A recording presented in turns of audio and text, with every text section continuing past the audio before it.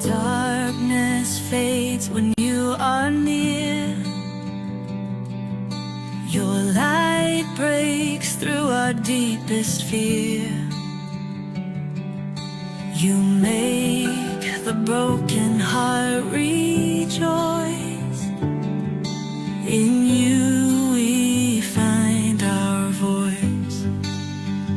We lift you high above the skies. With every breath our praises rise. Your love, it never fades away. We worship you both night and day.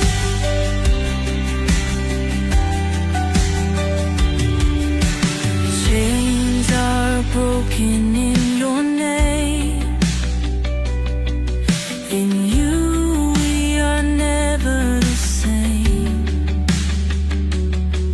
Your power flows like mighty streams, fulfilling all our dreams. We lift you high above the skies. With every breath our praises rise. Your love, it never fades away. We worship you both night and day.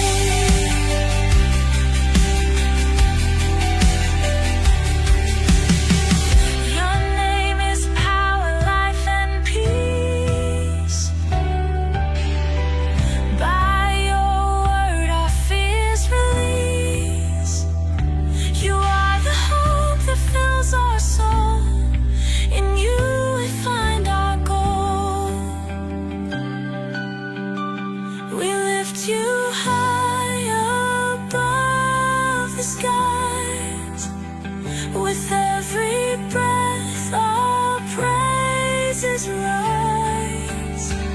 Your love, it never fades away. We worship you both night and day.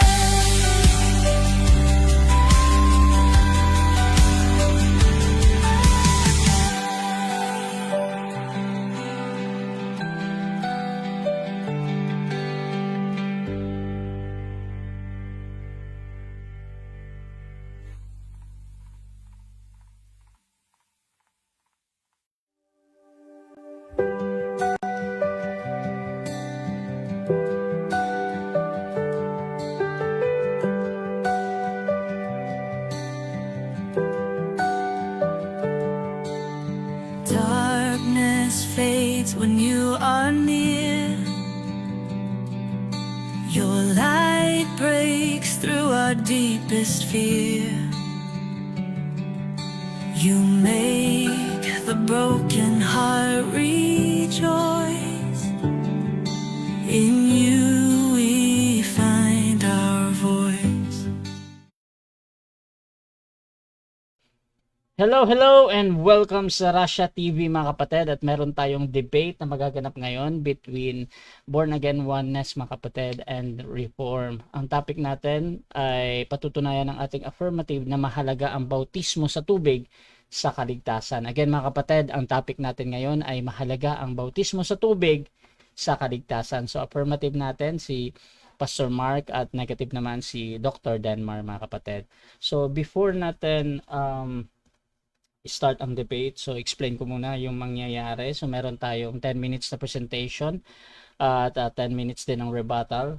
7 minutes ang ating cross at same din sa second cross. Meron tayong 5-minute na final conclusion. Mauuna dyan si negative, mahuli si affirmative. Sa ating rules, Russia TV standard rules pa din yung ating gagamitin. At sumasang-ayon ba ang ating affirmative sa lahat ng patakaran? Yes, bro Rasha, sa ngayon. At sang-ayon din ba ang ating negative? Yes po, sumasang-ayon po, Mr. Moderator. Okay, so before natin simulan ang ating debate, syempre gusto ko muna kayong magpakilala sa ating audience at baka pwede nyo ding sabihin kung ano yung um, parang mga educational attainment or related doon sa pagre-reliyon, kung ano yung sino kayo. So, unahin natin ang ating affirmative pakilala ka. Okay.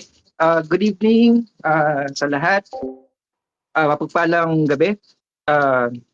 Ako po si Mark Cumbaw, magpapatunay na ang water baptism ay napakahalaga po sa kaligtasan. Hindi po to dapat baliwalain at bigyan ng walang halaga, bigyan ng halaga. Nabuo po ang aming napagkasunduan namin yung temang ito dahil itong aking kaibigan na si Bro Denmar, bagamat ako ay natutuwa sa kanyang pagkaalaya sa ilalim ng kautusan, sobrang naging extreme naman po, naging extreme na kung saan naman yung pinagagawa yung bunga ng ating pananampalataya at bunga ng ating kaligtasan ay inaalis na bahagi ito ng kaligtasan. Kaya sa ngayong gabing ito ay isang malaking pribilehiyo na nagkaroon kami ng oras para ito ay pag-usapan at itama ang dapat itama. Po, nawa ay tapusin nyo hanggang dulo dahil naniniwala ako marami po akong mapapasadahan ditong iba-ibang klaseng paniniwala, maling perception pagdating sa bautismo. Maraming salamat. Okay, at yung ating negative pakilala naman. Okay, so good day sa ating lahat, mga kapatid, mga kaibigan, saan man kayo nabot ng debating ito. At kung kailan nyo man mapanood dito sa Facebook at sa YouTube, binabati ko po kayong lahat mapa-online at dito rin sa Discord na ating kinapapalooban dito sa Debaters Convention. So, tayo nagpapasalamat sa Panginoon dahil tayo nagkaroon na naman ng pagkakataon ihayag ang ating pinapaniwala ang katotohanan, mga kapatid.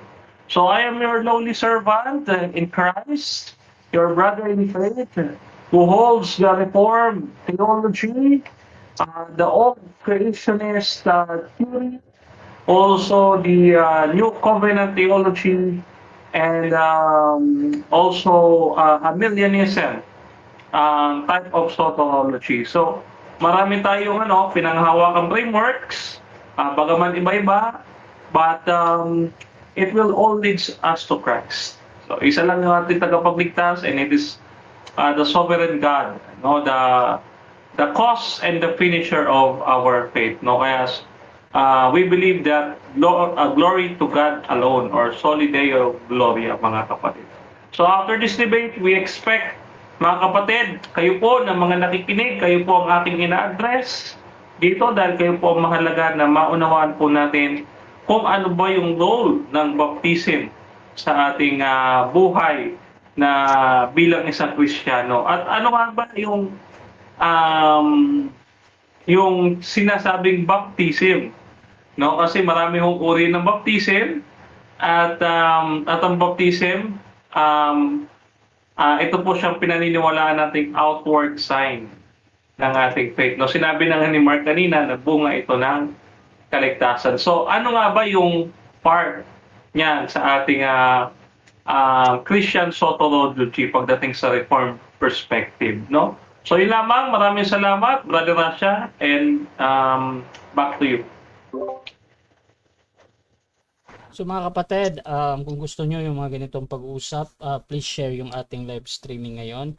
Huwag di kayong mahiyang magtanong dyan, mga kapatid, dahil mamaya babasahin natin ang ating mga comment dyan. Isang special shoutout pala sa aming mga kasama dito sa Debaters Convention na pinangungunahan ni Brother Albert Hinkel, mga kapatid, ng Victory Church. Nandito din si Brother Martin ng Preterism. At nandito din si Pastor Shimaya ng End Time Church. Nandyan din si Bantay Pinto, Jacob ng Saksi ni Cristo, at si Sister Nena, yung Mother Earth namin sa Catholic. So mga kapatid, simulan na natin ang ating debate at bibigyan ko ng 10 minutes sa unang pagpapahayag ang ating affirmative sa kanyang patutunayan na mahalaga ang bautismo sa tubig sa kaligtasan. Brother Mark o Pastor Mark, your time starts now. Okay, start na po ako. Okay. May tatlong bahagi yung aking magiging presentation. Una, unang bahagi, itatama ko yung maling perception pagdating sa water baptism. Pangalawa, ipaunawa ang kahalagahan ng water baptism. Pangatlo, ay kailangan mapapasadahan ko dito yung yung buhay na pananampalataya kasi madalas na nagiging nagkakaroon ng nagiging resulta kaya binabaliwala na yung pagsunod dahil sa paniniwalang faith alone. Kailangan dapat itama 'yon sa pamamagitan ng siguro para mas maging malinaw, dapat palitan nating living faith alone, okay? Dapat buhay na pananampalataya lamang. Okay? Dapat siguro itama natin 'yan, no? Kasi nagkakaroon ng maling maling perception pagdating sa pananampalataya. At tandaan po natin, ito po ay may patay at buhay na pananampalataya. Mamaya papasadahan ko 'yan sa bandang huli. Simulan ko na po na itama ang ating katunggali sa kanyang maling perception pagdating sa water baptism. Okay? Ano po ba dapat ang itama ko sa ating katunggali? Unang-una pong dapat kong itama na hindi daw to bahagi ng kaligtasan. Ang water baptism ay hindi bahagi ng kaligtasan. Ang linaw nito sa John 3:3 hanggang 8 or 5 na lang natin, sa 5 na lang natin. Ipanganak sa tubig, Bro Danmar, ipanganak sa tubig at espiritu. Okay? Yung tubig ba dito, water baptism, ay malinaw. Bakit po? Sa 1 Peter, ito'y larawan ng bautismo na nagliligtas sa atin. Hindi ko na babasahin detalyado yung mga talata kasi naniniwala ako sa dami ng talata ay talaga namang mauubusan ako ng oras at tingin ko kukulangin ng 10 minutes. Okay? Linawin ko po. Lumabas mismo sa bibig ni Yeshua na kailangan natin ipanganak sa tubig at espiritu. Ngayon, bago ko bigyan ng diin yung John 3:5 na yan, John 3:5, punta ko muna yung Acts 10:47 tsaka Acts 8:36 tsaka 38. Anong kailangan natin maunawaan sa dalawang talatang ibinigay ko? Sinasummary ko na lang dahil 10 minutes lang, napakiksi. Sa Acts si Peter, sa Acts 10 si Peter, sa Acts 8 si Felipe. Ano yung common denominator? Ano yung common sa kanilang pahayag? Hindi mahadlangan, Bro Denmar. Huwag mo mahadlangan ng water baptism. Huwag, kasi ito ay bunga ng pananampalataya at ng pagkatanggap nila ng Espiritu Santo, Bro Denmar. Linawin ko po, baka hindi na nakuha agad ng ating katunggali, no?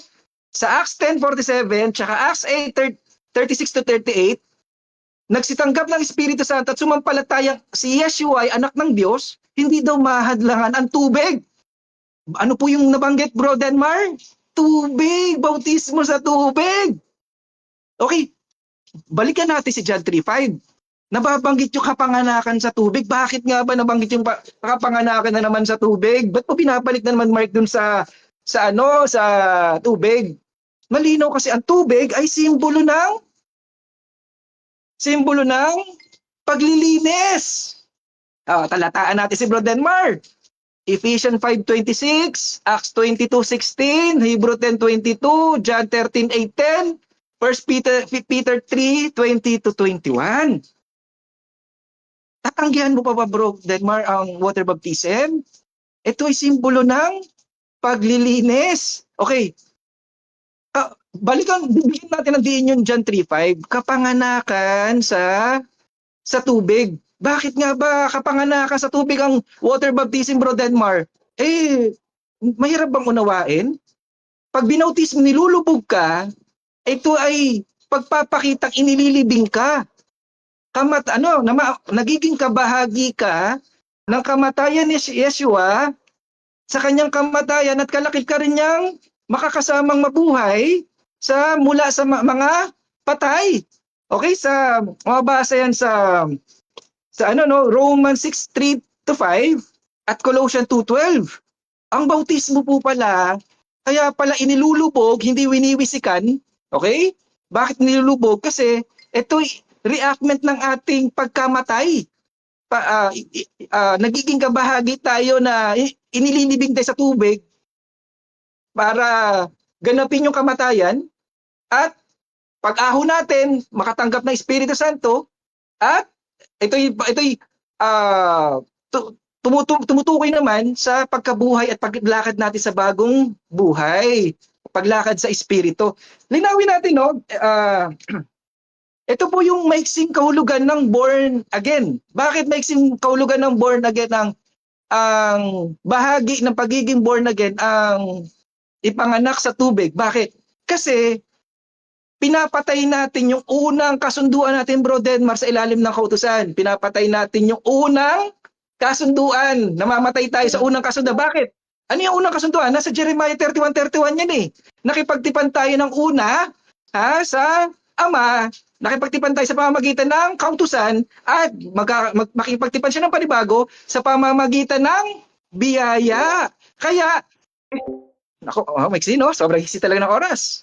Namatay tayo sa unang kasunduan, o unang tipan, unang covenant, namatay tayo, dahil yun ay ginawa natin sa pamamagitan ng paglubog sa tubig, at pag-ahon natin, ito ay pagkabuhay na muli, meron na tayong pagkakataon, Bro Denmar, na pumili sa pagitan ng kautusan o ng biyaya. Dito papasok yung kapanganakan naman sa Espiritu, Bro Denmar. Ito na yung kapanganakan sa Espiritu. Pasok tayo sa... Ngayon, natalataan natin to, no? Si Bro, para hindi natin, may referensya si Bro Denmar.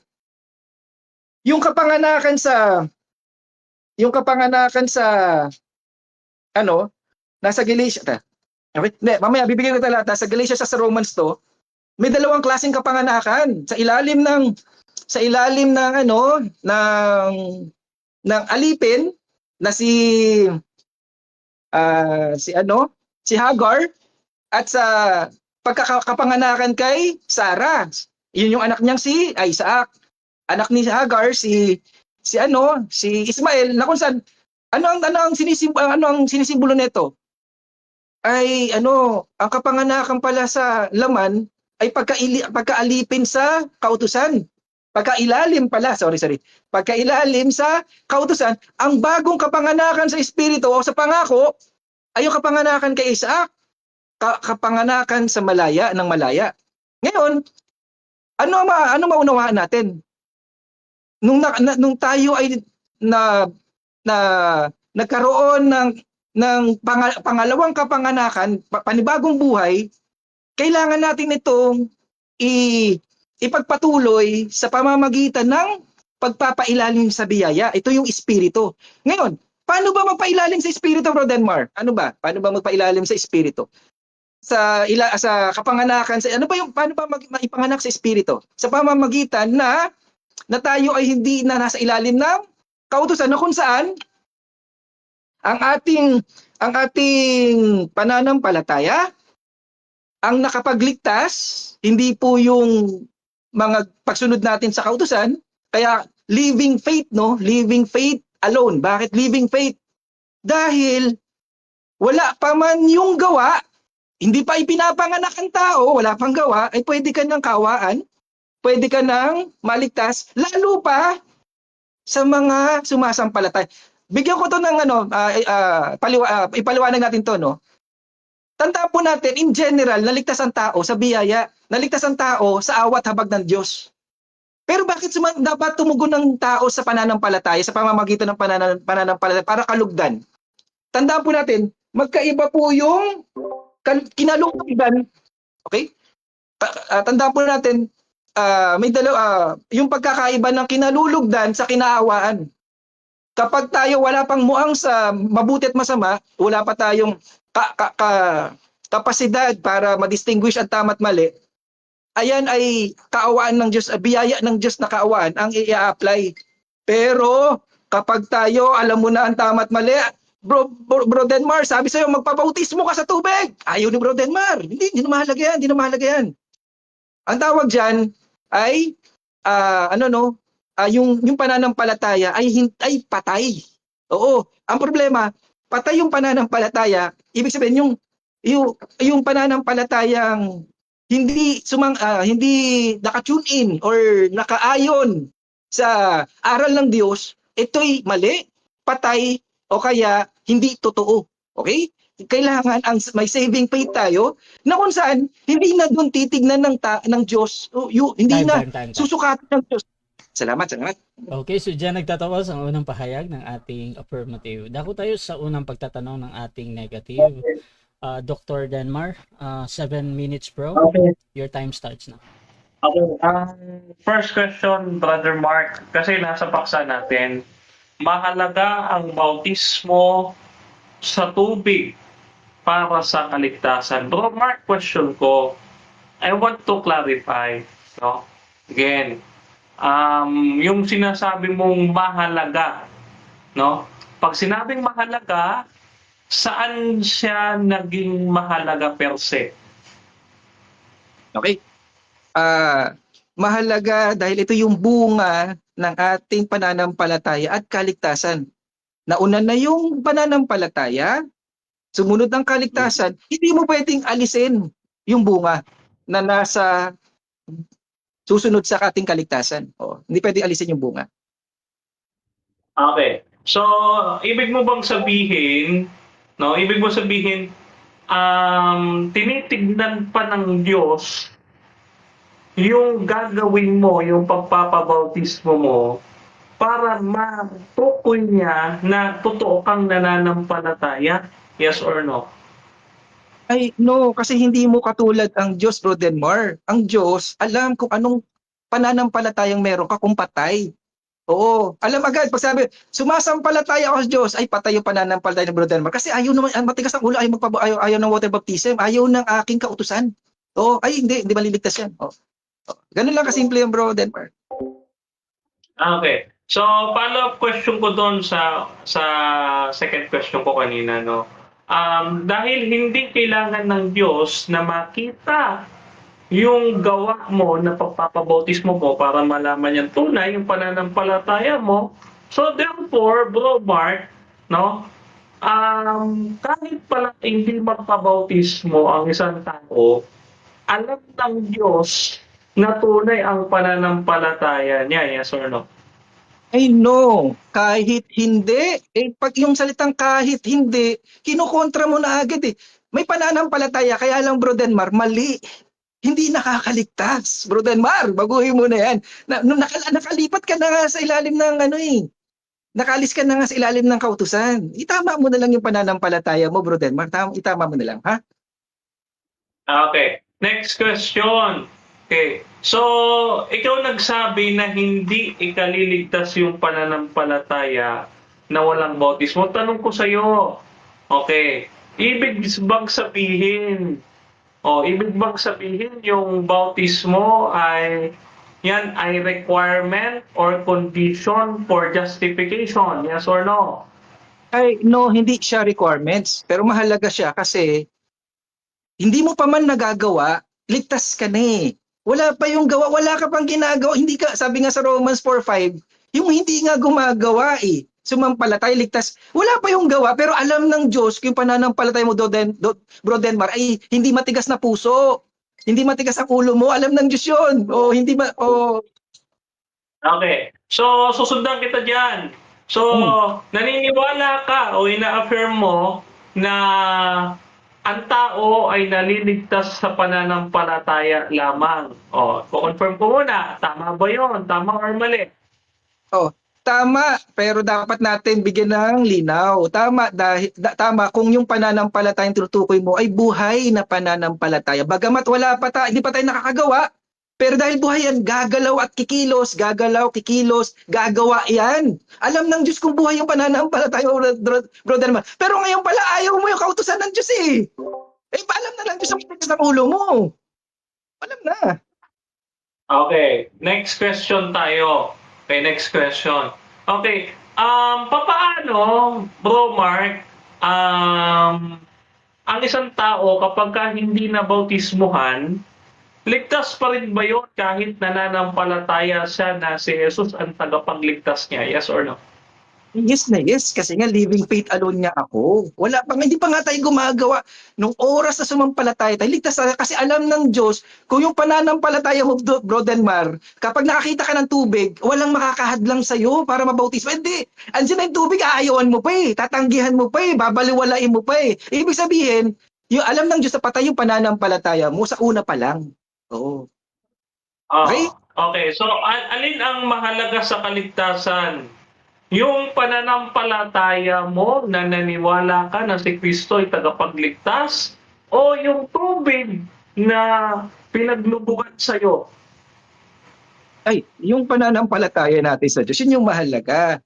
Pero po, wag po nating ihiwalay na bahagi ng kaligtasan yung bunga ng ating kaligtasan. Bunga nga yun, bahagi yun ng puno. Yung puno, di ba? May ugat, may sanga, may mga dahon. May bunga rin po yun. Huwag mong alisin yun sa buong bahagi ng kaligtasan. Importante yung Bro Denmar. Oo. Okay. So, next question ko dahil sa may bunga ng kaligtasan. Okay, so meaning, sinasabi mo dito na yung bautismo na bunga ng kaligtasan ay kailangan makita ng Diyos dahil kung nanampalataya ka, tapos hindi ka nagpabautismo sa tubig, eh wala yung kaligtasan mo. Tama ba o mali, Bro Mark? Ay mali, kasi alam ng Diyos kung hindi ka magpapabautismo. O alam ng Diyos yung iniisip mo, Bro Denmar.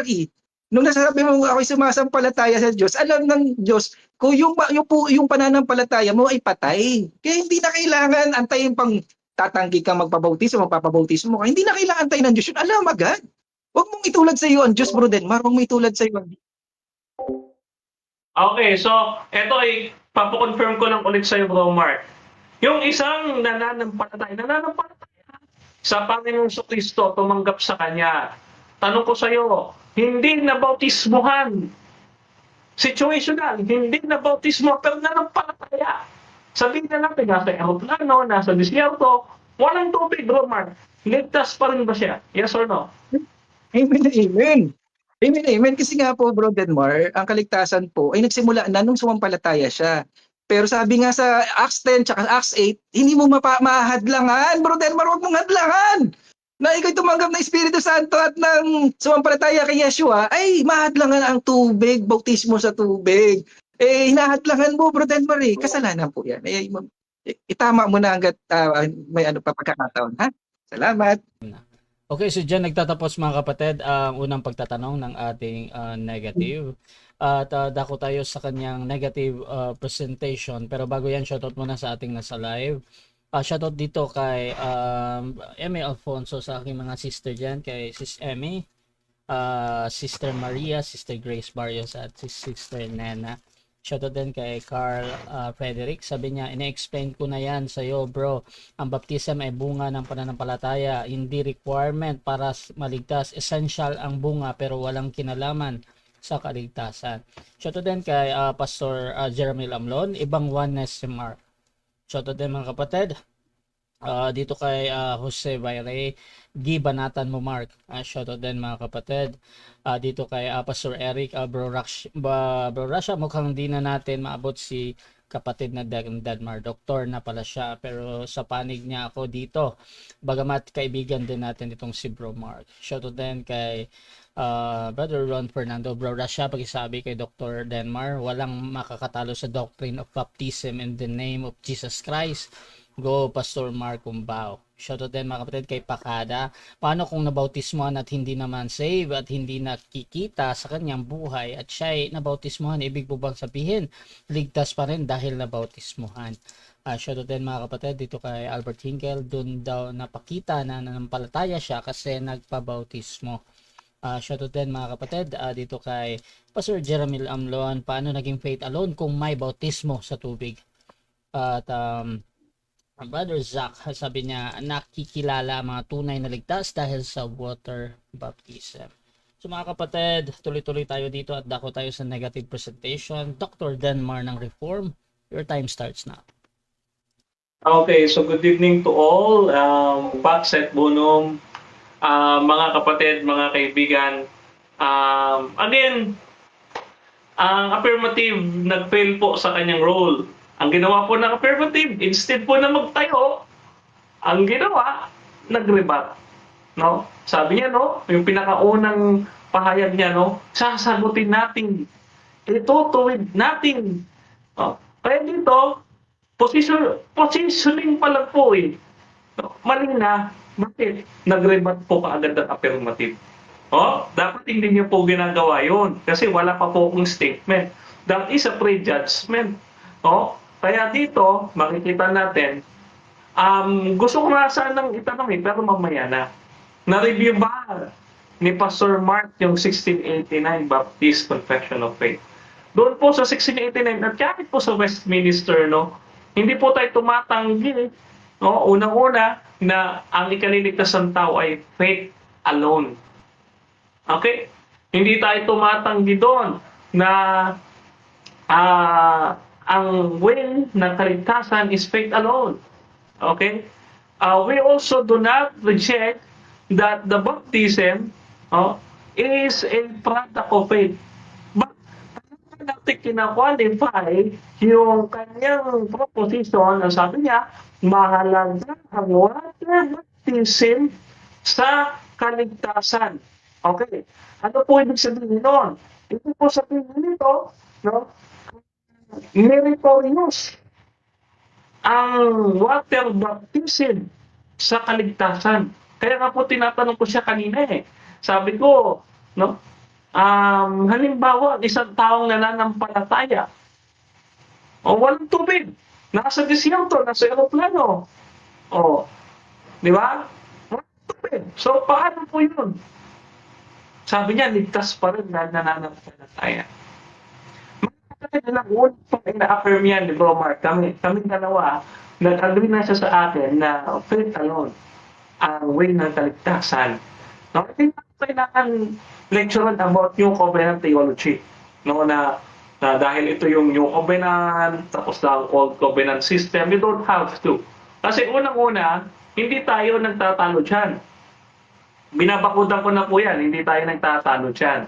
No? Ang pinagtatalo na natin, ginagawa niyo pong meritorious ang water baptism. No? Ngayon po, okay, ngayon po, ang ating itatayo dito, yung kanyang sinagot. No, yung sabi niya, kahit daw nasa disyerto, kahit daw nasa eroplano, sumampalataya sa Panginoon, sa Kristo, walang tubig. Ligtas. Yun po ang pag-affirm sa negative. Dito po, napapatunayan natin, wala talagang nakita ang affirmative. No, bakit? Isa po sa senaryo sa New Testament is the thief on the cross. Alam naman natin na mayroong magnanakaw doon sa krus sa Kalbaryo, sumampalataya sa Panginoon sa Kristo. Sabi niya, naniniwala ako na ikaw, anak ng Diyos, isama mo ako sa paraiso. Alam po yan ni Brother Mark, no? Yung ba? Nabautismuhan ba yun? Hindi po.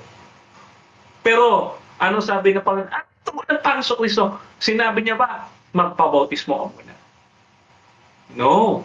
Hindi niya sinabi, magpabautismo ka muna. Bro Mark, ang sabi niya, no, isasama kita ngayon din sa paraiso. Diba po? So, napakaliwanag po, no? Pananampalataya, the belief. No? Ito po eh. In the poor perspective, ganito po natin ila-line up yan, no? Naniniwala po si Brother Mark sa total depravity. Good for you. Naniniwala ka sa total depravity na ang isang tao patay sa kasalanan, no? At muling binuhay ng Panginoon Diyos, kaya siya nakapanampalataya. Okay. Very good. Because, walang patay sa pananampalataya tapos sa pabautismo. Ito po, gusto ko po i-establish ito. Okay. Gusto ko po i-establish ito. Bakit po sa churches, no? Marami pong nagpapabaptize at marami ring lumalabas. Ito po, in reality, in denomination or any sect, no, kahit sa INC, Mormons, SDA, sa Evangelical, sa Methodist, and any other denominations, no, bakit may mga lumalabas pa rin despite na nabautismuhan, and then minsan nagmamaslim, minsan nag-atheist, no? And sometimes, no, they were lost in faith. Talaga nag-apostasy, no? So, this is my question, no? Kung talaga nakakaligtas ang bautismo, at ito ang patunay na tayo ay ligtas, why they are acting contrary to the claim? Okay? This is reality. You cannot argue with it. No, this is the reality na maraming nagpabautismo, pero ang tanong dyan, no? Ang tanong dyan, is it enough to prove doon lang sa bautismo na ikaw ay ligtas? Of course not. No? So, hindi lang po yun. Okay? We believe on progressive sanctification, but we do not believe that baptism is only the product of faith or the evidence of faith. It doesn't matter po sa mata ng Panginoon yung sabi ni Brother Mark, yung product, kasi alam na ng Diyos. Alam na ng Diyos na mananampalataya ka. Alam niya na. Okay? Alam niya na. So, for Him, it doesn't matter na makita ng Diyos yun. So, bakit ka pa nagpabaptize after all? Nagbabagkaan po kasi, it seems to me na nagbabagkaan na sinasabi niya, minsan, hindi na kailangan manampalataya ka ng faith. Tapos maya papasok niya, kailangan makita yung evidence of faith. Hindi ko maintindihan kasi it was very contrary. Ngayon, pupunta ko po isa-isa yung kanyang ginamit na talata, no? Unahin po natin yung John 3:3. No, konti na lang yung time ko, no? John 3:3. Wait lang po, ha? Okay. John 3:3. Punta natin yung aking presentation. Wait lang, ha? Okay. Okay, John 3:3 tayo. Okay. Dito po sa John 3:3, wait lang po, ha? Sa John 3:3, kinukorek po ng Panginoong Kristo diyan ayan, yung nagtatanong sa kanya si Nicodemo. Ang context po niyan ay nasa Ezekiel chapter 36, verse 25 to 27. Tingnan niyo po, no? Nag-assume lang si Brother Mark na iyan po ay water baptism. But it doesn't mean to be water baptism. Doon po sa Ezekiel chapter 36 verse 25 to 27, it was about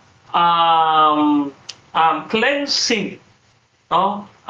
Not by water, no, but this is what you call lang, ha. Sabi diyan, no? Spirit renewal, no? Spirit renewal po siya, no? So we interpret it as na nag-rebuke siya kay Nicodemus, no? And punta natin yung Acts 2:38 na sinasabi niya.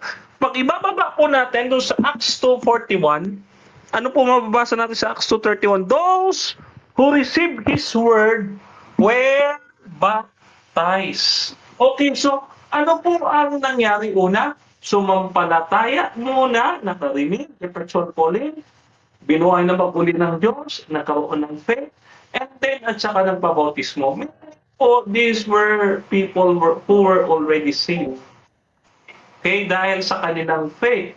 But it doesn't say na sila dahil sa baptism. So therefore, we don't see or we don't feel that baptism is necessity if pinaqualify natin, if it will be the cause of justification, no? So another verse niya, yung Acts 10. Okay, yung Acts 10, yung Acts 8 muna, sa Acts 8, sa verse 13, also believe, and after baptized, yun na naman po ang context, no? And then ganun din sa Acts 10, no? So, sa Acts 10, hindi po nakita dyan ni Brother Mark na yung verse 43, everyone who believes in Him receives forgiveness of sins through His name. So, nauna po talaga yung salvation. Oh, so hindi po cause ng justification yung baptism. No, kahit yung First Peter nga po na binanggit niya, First Peter chapter 3 verse 21. Okay. Time. Okay, so dyan nagtatapos mga kapatid ang unang pahayag ng ating negative. Dako tayo sa unang pagtatanong ng ating affirmative. Brother Pastor Mark, 7 minutes. Your time starts now.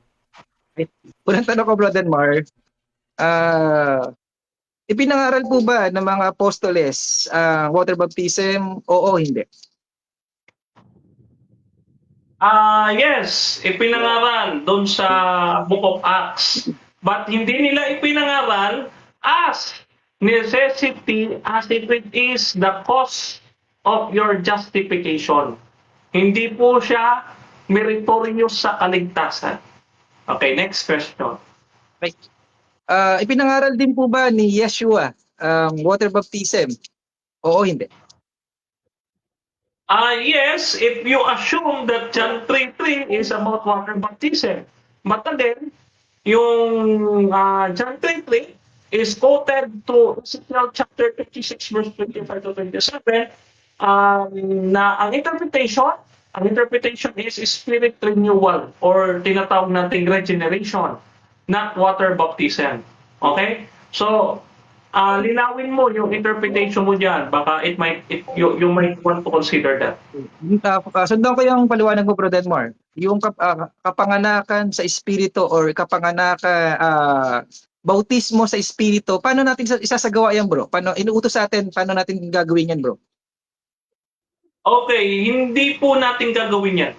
Because in our belief in Reformed perspective, ang Diyos po ang gumagawa ng regeneration. Titus chapter 3 verse 5, the washing through the Holy Spirit. The washing of regeneration. Ang Panginoon po kasi ang gumagawa lahat. When we say monergism, God works alone for our salvation. No human cooperation kasi yan po ang nagiging problema dahil nagpo-fall ang tao. Next question. Okay. Sundan ko ulit yung tanong. Paliwanag mo, bro. Malinaw yung premise mo na. Malinaw, hindi natin susundin yun, kundi gagawin ng Diyos sa atin yun. Tama ba? Bigyan diin ko yung pahayag mo na hindi natin susundin yun. Ang Diyos ang gagawa nun. Tama po ba? Yun ang malinaw na sagot mo? Oo, hindi. Okay, mali po. Mali po yung premise niyo. Kasi po, wala po ko sinabi na hindi susundin. Ang sabi ko, hindi po yan gagawin ng tao dahil ang Diyos ang magre-regenerate sa kanya. No? Dahil sa paniniwalang reform, no, ang tao ay patay. Dead in trespasses and sins. Wala siyang magagawa sa kanyang sarili.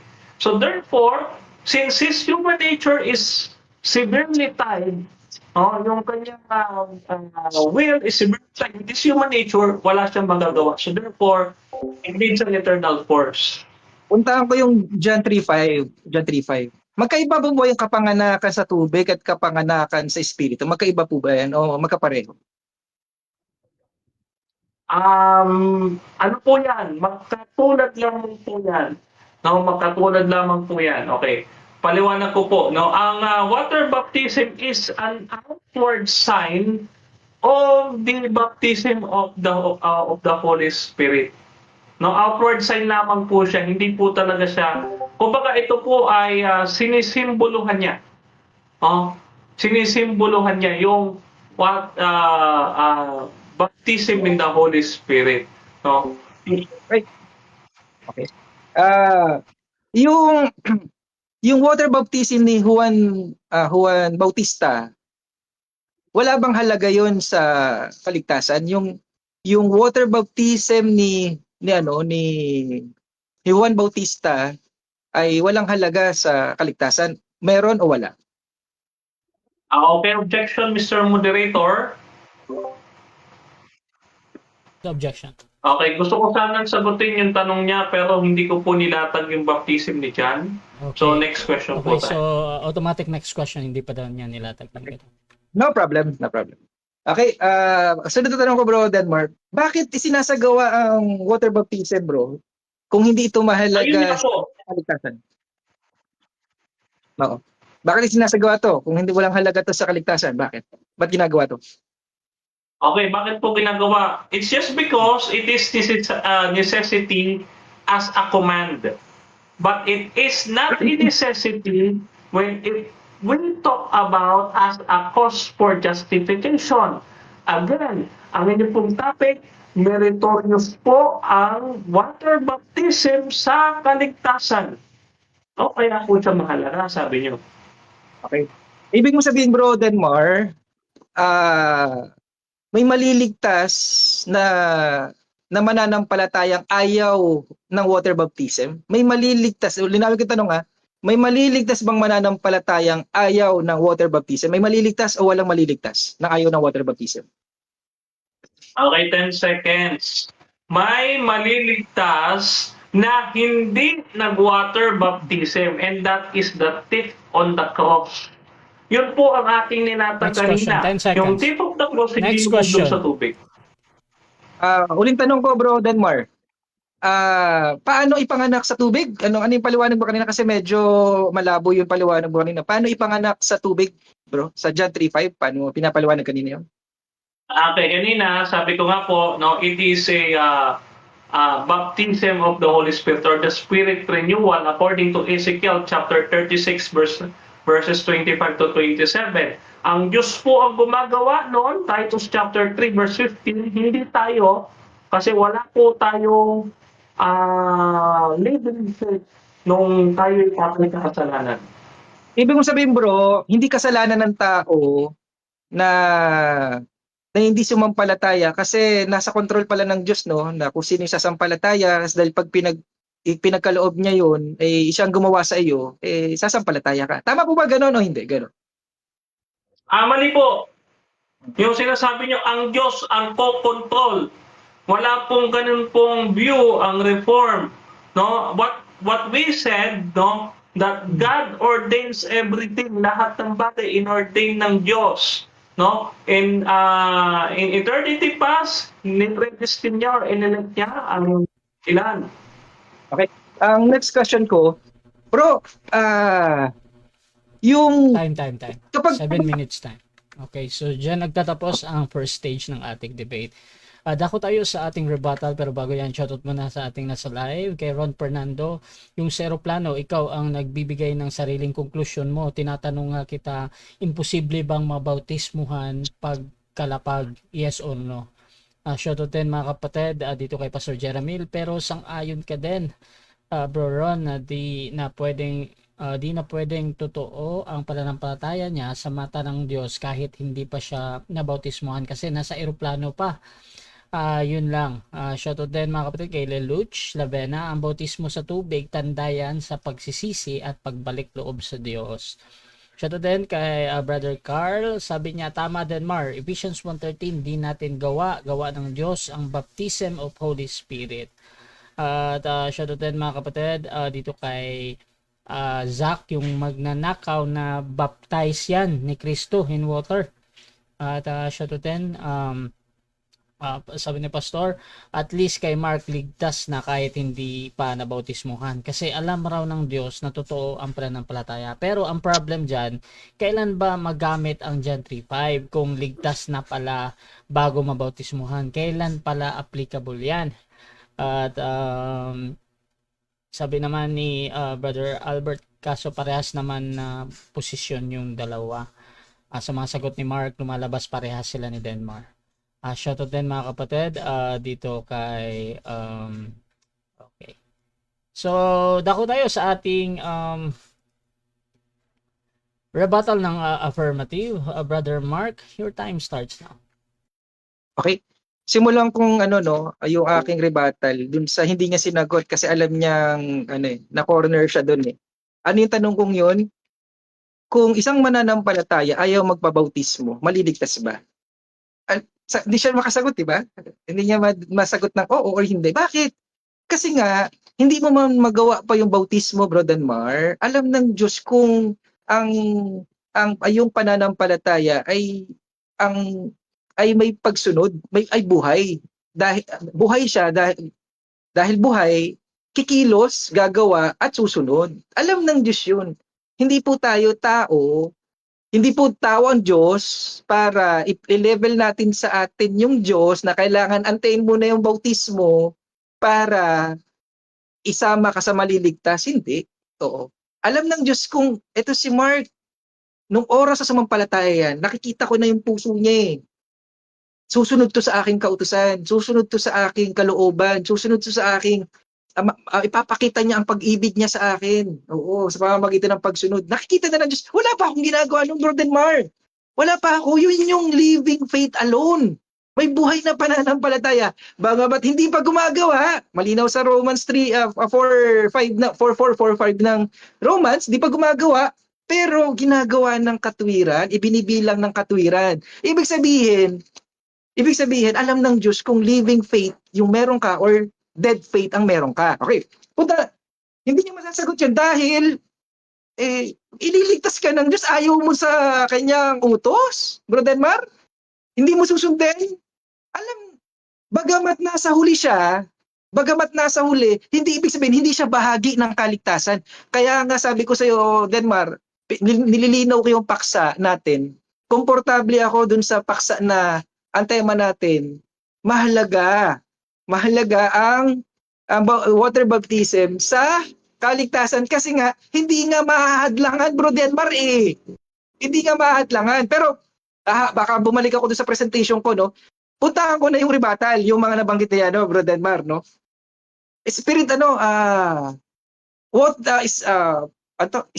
baptism. Ang palusot ng ating kaibigan, spiritual baptism, baptism sa apoy, kung ano-ano pang baptism, na pinararami ang baptism. Nako, parang Trinity lang, no?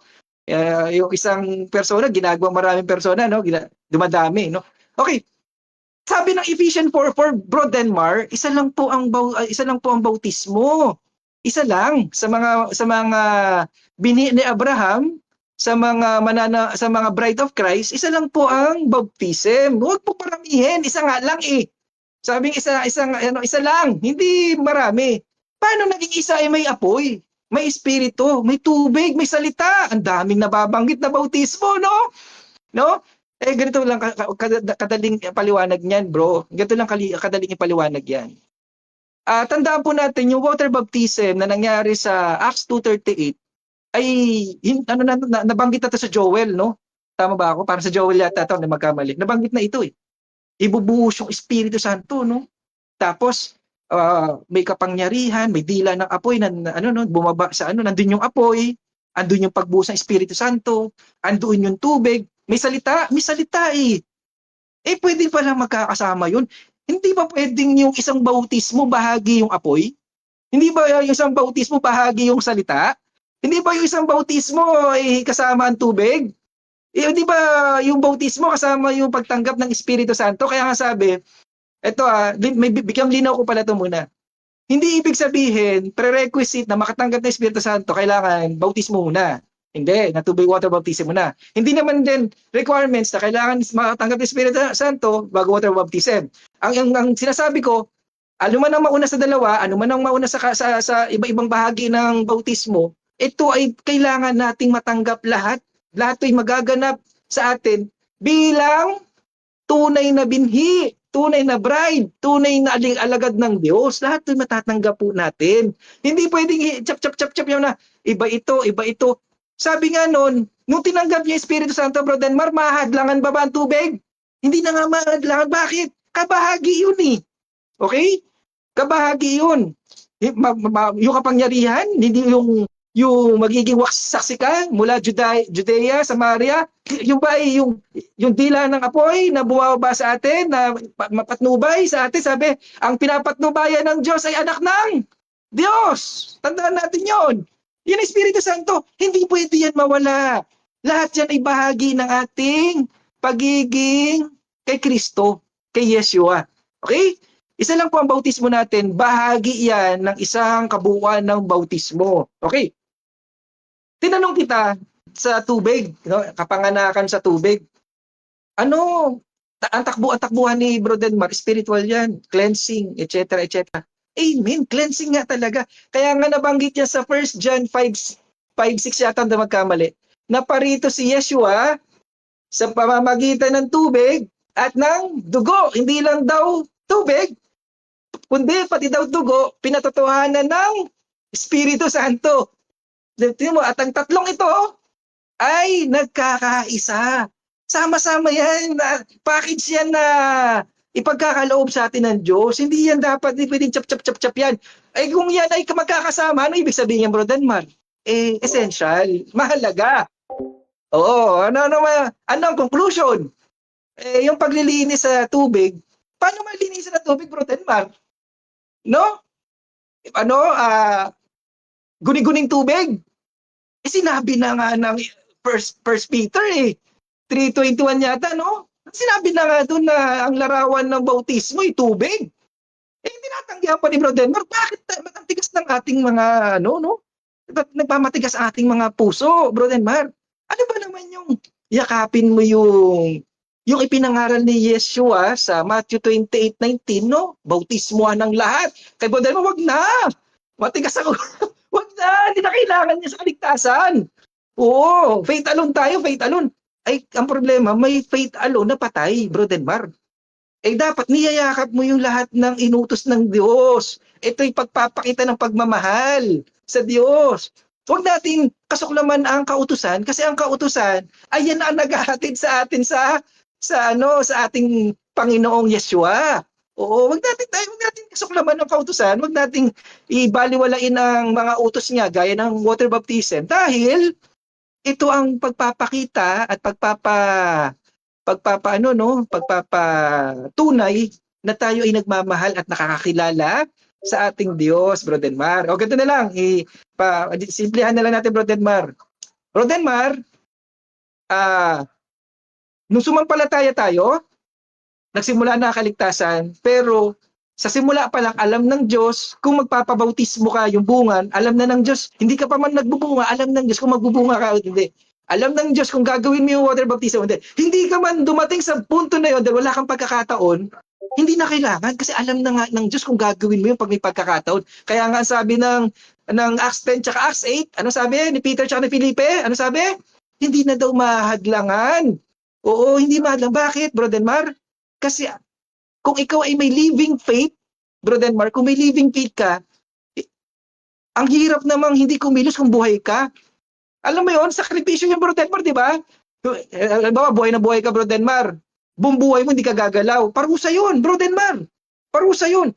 Ang buhay na pananampalataya, gagawa, kikilos, at susunod. Ha? Kung buhay ang pananampalataya mo, mahirap pigilan gumawa yan. Mahirap yan pigilan kumilos. At lalong mahirapan po pigilan yan para sumunod sa water baptism. No, Bro Denmar? Mahirapan tayong pigilan yan. Buhay na buhay yung pananampalataya. Kaya bro, faith alone ako, pero dapat linawin natin yung faith na yon, dapat buhay. Hindi lahat ng sumasampalataya nagsasabing nagpagaling ako sa pangalan mo. Gumawa ako ng himala sa pangalan mo. Nangaral ako sa pangalan mo. Patay ang pananampalataya pala . Kaya ibig sabihin, Bro Denmar, sayang. Ito sa totoo lang, Bro Denmar, mula sa ilalim ka ng kautusan, naalala ko, nagdebate pa tayo, nasa ilalim ng SDA ka, no? Nasa ilalim ka ng kautusan, nagdebate tayo. Tapos ngayon nakikita na kita, may katiyakan na yung kaligtasan, nasa ilalim ka na ng biyaya, ay guaranteed na yung kaligtasan mo, hindi na nawawala. Natutuwa ako sa puntong yon. Pero bro, wag naman maging extreme tayo na yung gawa ay walang halaga sa kaligtasan. May mahalaga po ang gawa, Bro Denmar. Napakahalaga ng gawa. Bakit napakahalaga ng gawa? Kasi po, ang hirap naman buhay ang pananampalataya mo, hindi mo pagagalawin, hindi mo pakikilusin, isang palaking parusa yung bro.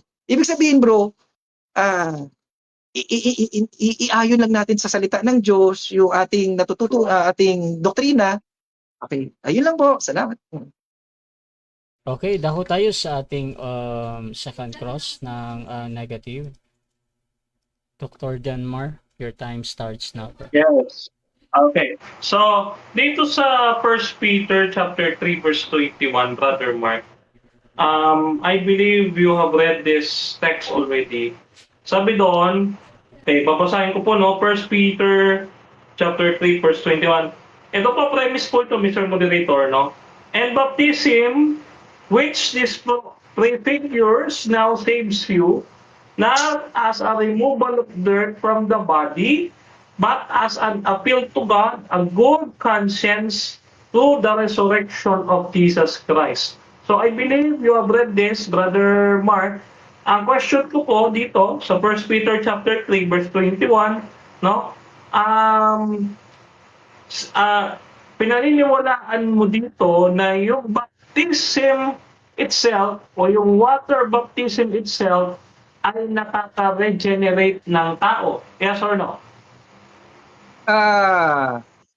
Yes, dahil ito po ay ito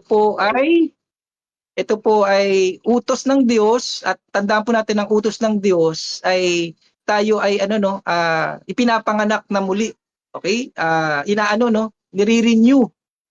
Ito po ay pansinin mo diyan, Bro Denmar, patungkol ito nabanggit yung sa pamamagitan ng pagkabuhay ng muli ni Kristo. Ang laki ng kaugnayan. Okay, next question. Okay. So, paano ko po, sabi nyo, nakaka-regenerate yung water baptism based sa 1 Peter chapter 3, verse 21, sabi nyo. Oh, okay, ngayon po, tanong po. So, ina-affirm nyo po na ulit, para natin yung paliwanag nyo, na-affirm po ba, i-confirm nyo po ba na yung water baptism nag-regenerate sa tao? Yes or no? Yes na yes, dahil po ang water baptism ay kapanganakan sa tubig na kung saan ay tayo ay namamatay sa lumang kasunduan, old covenant, at tayo ay nabubuhay na muli na magkakaroon ng pagkakataon pumili kung ano sa tayo magpapailalim, sa ilalim ba ng espiritu o ng biyaya o sa ilalim ng kautusan sa laman.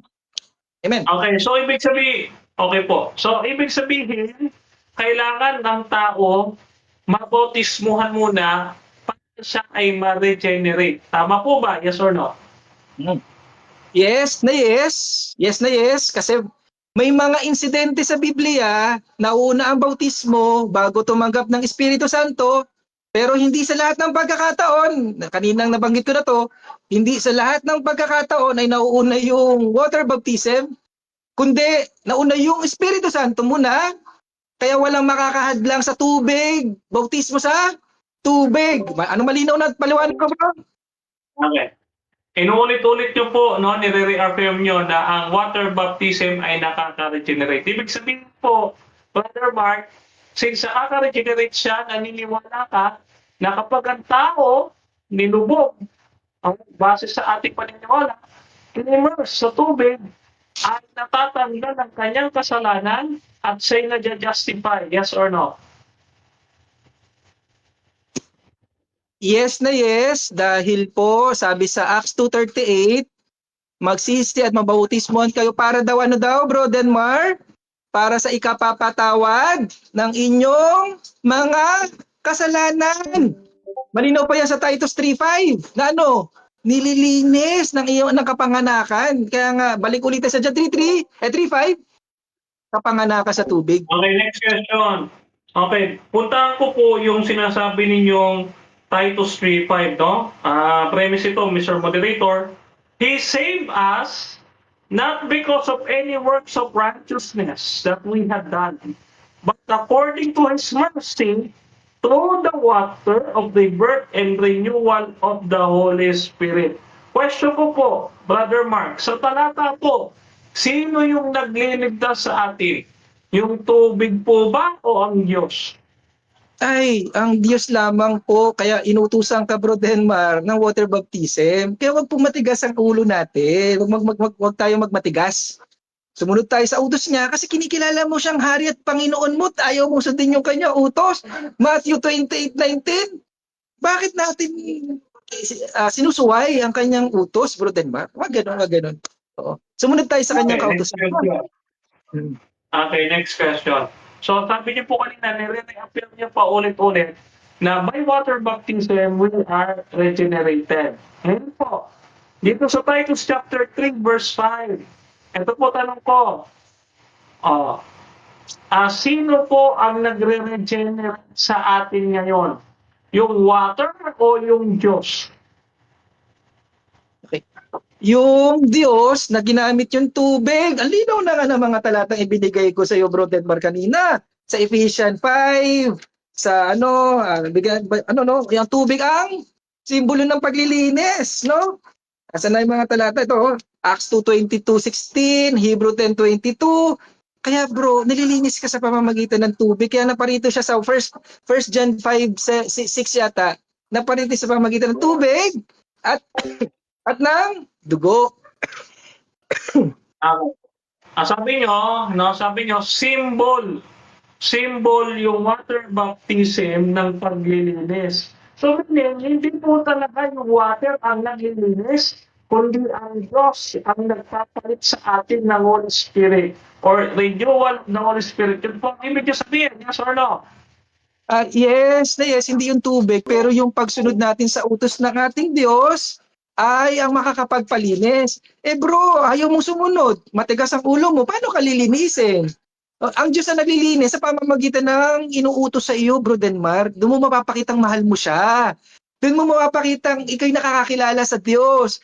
Doon mo mapapakitang sa Diyos ka. Ikaw'y masunurin. Ikaw ay hindi matigas ang ulo. Bro Denmark, ha? Sumunod tayo sa utos niya. Okay, question. Dito po sa Matthew chapter 28 verse 19 na kinuha po ninyo, ang tanong ko po dito, mababasa po ba natin dito na kailangan kang sumunod sa bautismo? Time. Ayan. Okay, so dyan nagtatapos mga kapatid. Ang second cross ng ating negative. Dako tayo sa negative or rebuttal. Pero bago yan, excuse me, shoutout muna sa ating nasa live. Shoutout kay Leluch Lavena, simbolo ng paglilinis ang tubig. Ngunit di nakakaalis ng kasalanan, libag lang ang kanyang alisin. Shoutout din mga kapatid dito kay Brother Noel Perfecto. Sabi niya, ang RCC kompleto, may Trinity ka na, may baptism ka pa, hindi hiwalay. Yung isa ayaw ng water baptism, yung isa hindi totoo ang water baptism. Shoutout din mga kapatid kay RD Sumaya. At shoutout din mga kapatid dito sa ating kay Sister Emmy Alfonso. Debate ba ulit si Bro Jeremy Lamlon versus Ron Fernando?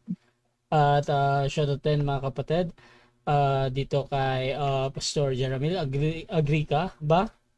Ron Fernando, na kay Mark, naligtas na kahit hindi pa na water baptized kasi alam ng Diyos na totoo ang pananampalataya ng isang tao.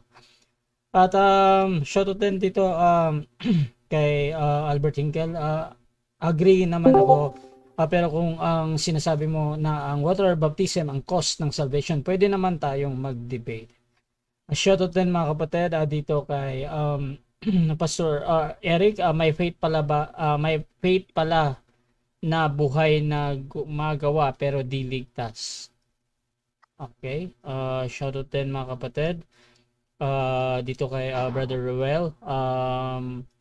Naunahan ka, Uncle, ni Denmar Santiago. Paano naging doktor yan? Ginaya talaga niya si Ronald Ubidos. Shoutout din kay Rain. Ayan, shoutout Bro Denmark. Kahit nasa iba na siya, miss ka na namin. So, mga kapatid, ako tayo sa rebuttal. Brother Denmark, your time starts now. Okay, so ayan, no? We are saddened by the second cross-examination to our affirmative, no? To our dearly brother Mark Ombao, no? Kasi paulit-ulit niya pong ina-affirm na ang water baptism is the instrument of God to regeneration. No, nakakalungkot po 'yon. No, ang regeneration po kasi this is from reform perspective, what we interpret and then what we understand, no, ito po yung sinasabi ng Diyos o yung covenant ng Diyos na papalitan niya tayo ng spirit, no? He will change our minds, He will change our hearts to believe in Him, no? Yung tayo bibigyan niya na kanyang ito yung external force na sinasabi natin na without this external force, ang tao from being in trespasses ay hindi siya mabubuhay na makulit. Hindi siya mabubuhay na ganyan. Without this external force came from God. No? So therefore, I was saddened by the fact na inulit-ulit niya pa po, no? Even doon sa Titus chapter 3:5 na ating tinatanong, talagang pinagpipilitan niya doon at sa 1 Peter chapter 3 verse 21 na ang water baptism ilang beses niyang ina-affirm. Sabi niya, yes, na ito ang maka-regenerate sa tao. No, tinanong ko pa nga siya in one point, no, na kung hindi pa, kung inulubog ba ang tao o immerse through water baptism, doon siya ma-regenerate and ma-justify? Sabi niya, yes. Yes na yes. So, that is his answer and I was saddened by the fact that it is how he answered the question, but yeah, ayun na nga po yun. Sabi niya, kailangan daw ilubog ang tao para ma-regenerate and ma-justify. Unang-una po, only the blood of Jesus Christ is the instrument of God that justifies. No? So, wala pong kaugnayan ang tubig. Libag lang po ang nalilinis ang tubig. No? Kaya that is a symbol of an outward sign of baptism in the Holy Spirit. Hindi po natin pinaghihiwalay. Actually, ito nga po eh. When we say symbol, isa lang po siya eh. Parang ganito po, no? The Sabbath and Jesus Christ. So this is the type and the shadow and Jesus Christ is our Sabbath. So, ang sinasabi natin, yung symbol na ito, it doesn't save. But the actual or the real thing or the antitype, no, yung baptism the Holy Spirit, no, ito ay sinisimboluhan lamang ng tubig in a sense, no, in a sense na ipinapakita nito sa atin how a Christian spiritually being resurrected na mula doon sa ilalim ng tubig, babangon siya at siya'y bagong tao. But it doesn't necessarily mean na yung tubig, siya yung nagliligtas sa tao or nag-justify sa tao. So, ngayon, puntahan po natin yung Titus 3:5. Sabi doon, bagaman sabi doon, through the water, no? Gusto ko pong linawin ito, no? Through the water. Kasi baka ma-technical po tayo dito.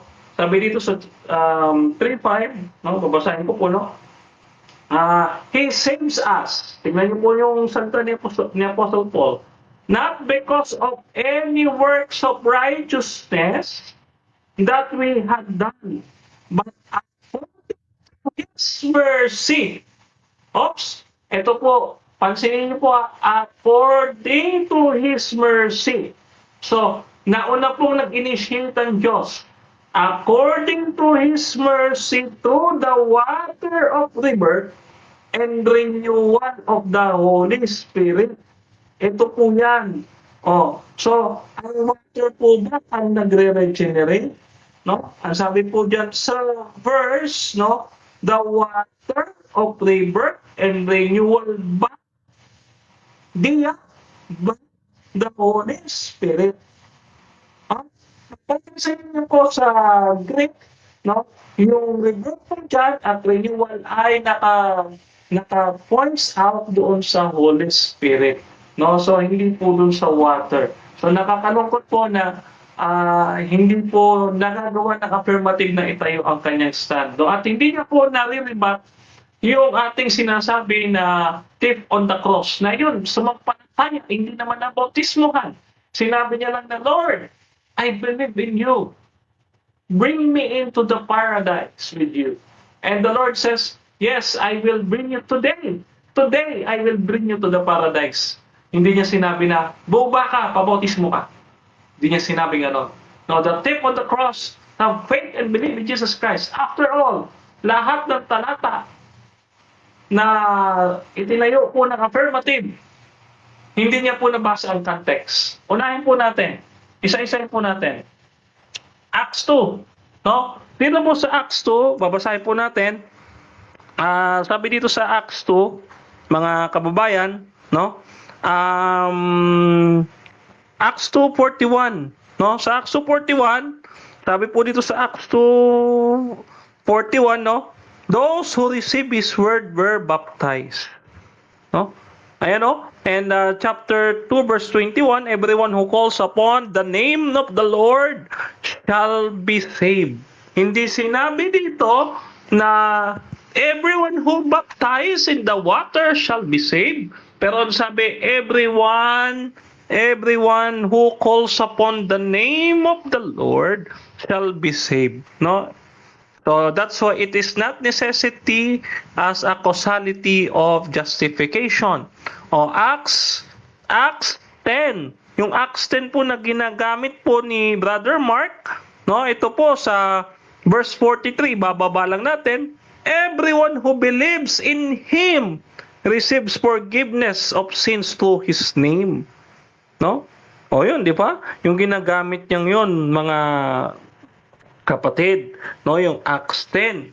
Eh ngayon, meron pa po siyang isang ginamit na bago. Nagtayo na naman po ang ating affirmative. Ano po ang itinatayo niya? Yung Matthew 28 verse 19.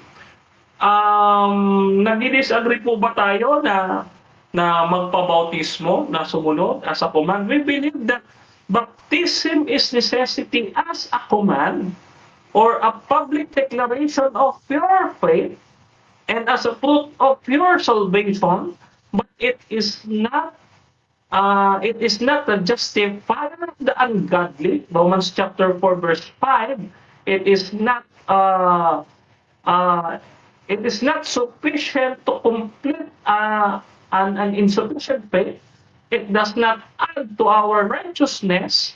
It does not justify us, and it didn't remove our sin. No? So, therefore, we do not believe that baptism is not necessity if we talk about salvation. Maliwanag po ang proposition ng affirmative. Mahalaga ang bautismo sa tubig sa kaligtasan. The quality itself, he assumes that it is a requirement or it is a condition for justification. Kaya nga po sabi niya kanina ang water is a way to regenerate a person. Kailangan munang malublob. And then ano sabi niya kanina? Tinatanong ko siya, no? Na ang tao kapag ka ninublob sa tubig, in-immerse, no? Pag in-immerse, mare-regenerate ba at ma-justify? Sagot niya, yes na yes. Okay? So, for him, water baptism is the way or instrument for justification. And we reject that, we oppose that, and we condemn that such doctrine or belief. No, because it is only through faith alone and through the blood of Jesus Christ. That's why we believe that we are saved by Christ alone, we are saved by faith alone, and it is through the glory of God alone. No? So, ayan po ang pinatutunayan sa atin ng Bible. Now, sana hindi pa konti yung time ko. So, ayun po ang aking ini-explain, mga kapatid. Kaya po tayo tumututol. Hindi dahil sa ayaw natin. Okay? Hindi dahil sa ayaw natin sumunod. We view it as a command. Important as a command, but not a condition to have an eternal life. Hindi po yan makapagbibigay ng buhay na walang hanggan sa isang believer. No, yan po ang ating paniniwala bilang reform. Yan lamang po, and thank you so much, Mr. Moderator.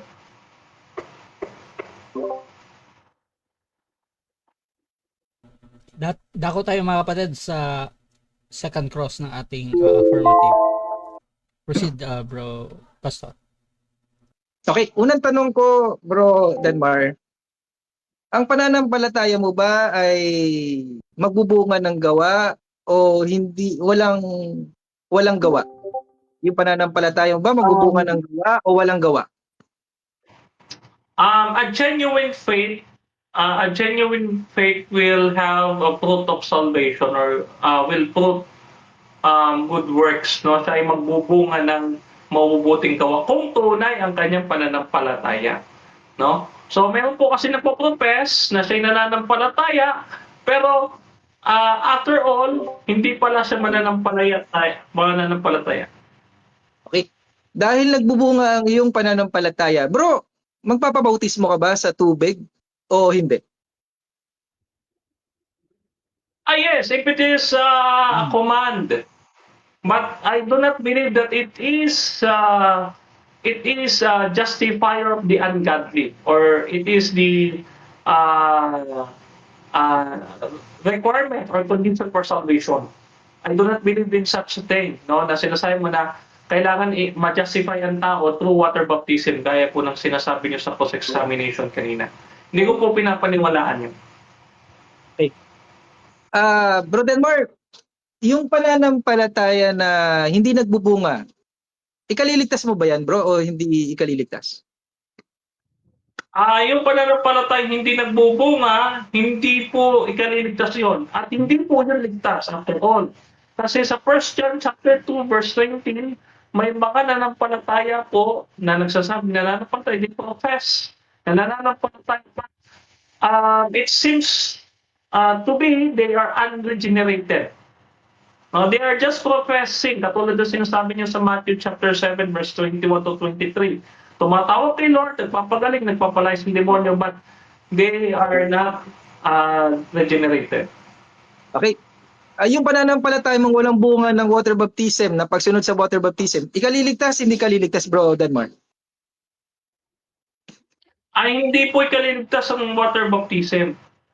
Opo, hindi po ikaliligtas kasi again, hindi po ako naniniwala doon sa sinabi ninyo na ang water baptism ang nagre-regenerate at nagja-justify sa tao. Yun po ang sagot nyo kanina sa cross-examination. Sabi nyo, yes na yes, na ang water baptism ang nagre-regenerate at nagja-justify sa tao. No, hindi po ganun ang paniniwala po ng Bible and even Paul in Titus chapter 2. Okay, linawin ko ang tanong mo, Brother Mar. Iniwasan mo yung tanong ko eh. Ang tanong ko, yung pananampalataya mo na nagbubunga ng pagsunod sa water baptism, ito po ba ay nakakaligtas o hindi nakakaligtas? Hindi nga po nakakaligtas ang water baptism. Again, no, ang pananampalataya, no, baka nagbubunga ng mabubuting gawa. Yung mabubuting gawa, apart from that works, no, faith alone saves us. No, hindi lang po natatapos sa salvation. Pagka nagnanampalataya, no, the good works are not meritorious. No, it doesn't produce righteousness for us. Okay. Baliktarin ko naman. Yung pananampalataya na hindi nagbubunga ng yung pananampalataya na ayaw magpabautismo sa tubig, makakaligtas o hindi makakaligtas? Hindi po makakaligtas kasi after all, unbeliever po yun. Okay, so again, no, we do not reject water baptism as a command. We reject yung sinasabi niyo po na nagre-regenerate ang isang tao or ma-justify ang isang tao when he is immersed in the water. Katulad po nasagutin niyo sa cross-examination kanina. Ayun po ang nire-reject po natin. Yung ginagawa niyo causality of justification, yung water baptism. Next question. Okay, next question ko sa 1 Peter 3:20. Tama ba sa pamamagitan ng tubig iniligtas sila Noe? Sa pamamagitan ng tubig iniligtas sila Noe. Tama ba o mali? Mali po. Ang arko po ang nagligtas. Kasi po kung tubig ang nagligtas, no, wala pong ginamit na barko. Ibig sabihin po nito, no, lumublob si Noe sa baha. Hindi po, iniligtas nga po siya sa baha, kaya nga po siya sumakay sa arko. No? So, wag niyo pong gamitin literal yan, yung binabasa niyo, kasi mamaya, ang interpretation dyan ay baka lumangoy na lang si Noe. Okay. Basahin natin, brother, no? Yung First Peter 3:20. Sure. 20, sabi dito, sa makatuwid ay 8 kaluluwa ang nangaligtas sa pamamagitan ng tubig. Sa tubig o hindi sa tubig, Bro Denmar? 8 kaluluwa ang Okay. nangaligtas sa pamamagitan ng tubig. Sa tubig o hindi tubig? Okay, kung sa mababasa sa tubig, pero sa interpretation hindi. Kasi kung sa tubig po, sana hindi na lang sila sumakay sa arko po, Brother Mark. No? Kaya nga po, ituloy niyo po yung basa sa verse 21. First Peter chapter 3 verse 21. No, so 21 po, mababasa natin diyan no na hindi po ang tubig ang naglilinis ng Okay. katawan. Okay, punta pa natin yung First Peter 3 sa 21 naman tayo, sa 21. Sabi, kundi sa paghiling ng isang mabuting budhi sa Diyos sa pamamagitan ng pagkabuhay na muli ni Jesus, ni Hesus Kristo, tama po ba ito po ay simula ng regeneration? Oo o hindi ito ang simula ng regeneration ng tao? Hindi po nagsisimula ang regeneration sa baptism. Hindi po. Ang sagot ko ay hindi po. Bakit? Ang baptism po is, again, a product of your faith. Regeneration precedes faith and baptism follows that faith. Ibig sabihin, kailangan kang mabuhay na magulit, no? At magkaroon ka ng pananampalataya bago magpabautismo. Okay. Mahalaga po ba, Bro Denmar, itong isang mabuting budhi sa Diyos sa pamamagitan ng pagkabuhay ng muli ni Hesus Kristo na kung saan ay tubig ang larawan ng bautismo? Tama po ba ito o mali? At tama po yung binabasa mong talata, yung interpretation ng mali. Okay, so dyan nagtatapos ang second stage ng ating debate. So shoutout muna sa ating nasa live mga kapatid. Shoutout dito kay Christian Jernale, Bro Gio. Shoutout din kay Leluch. Hindi nga ang literal na tubig sa ikakaligtas. Itatanong ipinagawa ng arko si Noah dahil babaha nga sa mundo. Shoutout din kay Pastor Elmer Chavez ng Baptist. Sabi niya mali ang tanong ni Mark. Ang punto nga dyan ay ligtas muna bago bautismuhan. Shoutout din kay Brother Ron ng UPC. Kapag bautismo ang topic, mauubusan talaga kayo ng bala. Shoutout din kay Zach. Sabi niya, tatak ng kaligtasan ng bautismo. Sino ang magne-negative sa topic na to? Mga kambing palag na ka sa akin. At shoutout din kay Riuel ng SDA. Alam mo naman ako, Angel, hindi ito personal kung sino man ang nasa daan ko. Yun talagang matira sa SDA.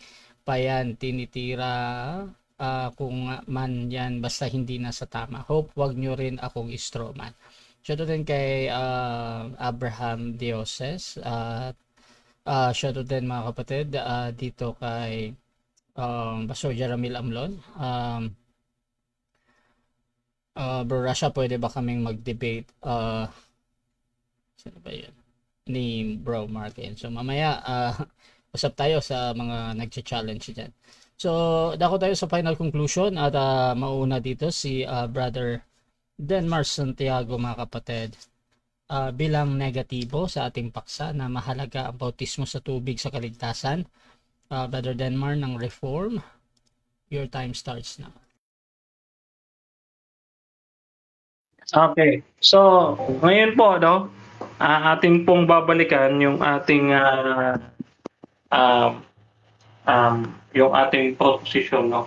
Hindi mahalaga ang bautismo sa kaligtasan, no. Then, no, ipinipilit ng ating pinipilit ng ating kapatid na ito yung magja-justify sa tao, no.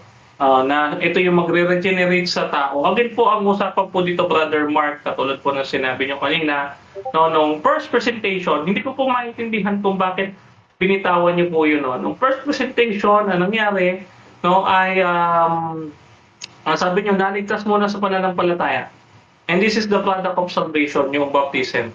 Pagdating po sa second cross, inamin niyo po, no, inamin niyo na ito yung nagja-justify or nagre-regenerate sa tao. So therefore, nakukontrahan na yung dalawa. No? So, hindi po kayo nakapagtayo in a solid foundation sa proposition nyo na mahalaga ang baptism sa kaligtasan. After all, it is not biblical because sa Bible, no, nauuna po talaga na ang tao ay maligtas through faith.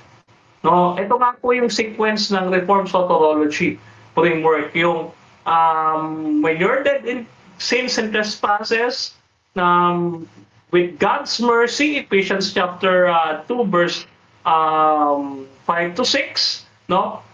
Kanyang i-resurrect ka, okay? I-resurrect ka niya, and then verse 8 to 9, sabi doon, you have been saved by faith through you have been saved by grace through faith, and not, this is not of your works. Even yung faith, hindi po sa atin. It is not of our works, na yung faith. So, it is a gift of God.